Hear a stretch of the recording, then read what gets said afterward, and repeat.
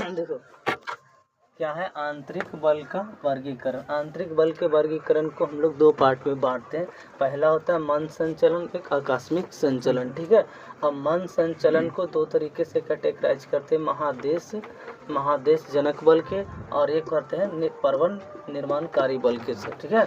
तो महादेश जनक बल में क्या होता है, जहाँ से महादेश और महाद्वीप का निर्माण होता है उसी को कहते हैं महादेश जनक बल।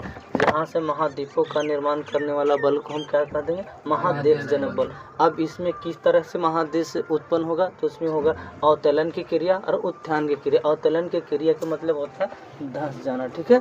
धंस जाना, धंस जाने का मतलब कि यहाँ पर झील का निर्माण कर देगा। ठीक है। झील का निर्माण, ऊपर उठना यानी पर्वत का निर्माण, यानी अवतलन की क्रिया हो रहा है और उत्थान की क्रिया हो रहा है, तब क्या हो जा रहा है, महाद्वीपों का निर्माण हो रहा है। ठीक है, निर्माण हो रहा है। अब ये हो गया। अब देख कह रहा है कि अब संचलन यानी पर्वत निर्माणकारी बल।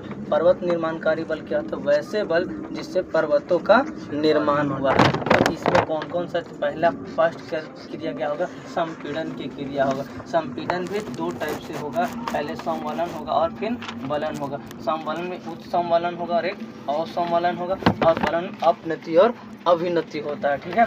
अभिनति के द्वारा अब इसमें एक और पर्वत का निर्माण करने में एक और बल लगता है, जिसको हम लोग कहते हैं तनाव मूलक बल। ठीक है। तनाव मूलक में इसमें होता है चटकन और एक होता है भ्रंशन। चटकन के मतलब कि जैसे ये पपड़ी जैसा उखड़ रहा है, तो इसे इस तरह से चटक जाना। इस तरह ये ऐसे है तो इसको इस तरह से क्रैकिंग हो गया, यानी चटक गया। अब भ्रंशन के मतलब कि यहाँ से इस तरह से इसे क्रैक हो जाना है, क्रैक हो जाना।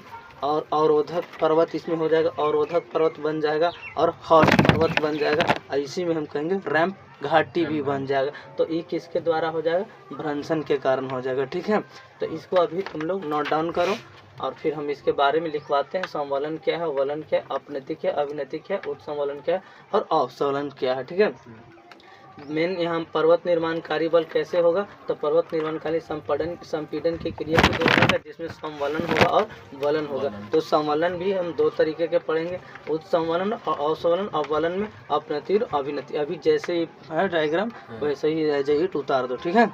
और इसमें कुछ पूछना है तो पूछो।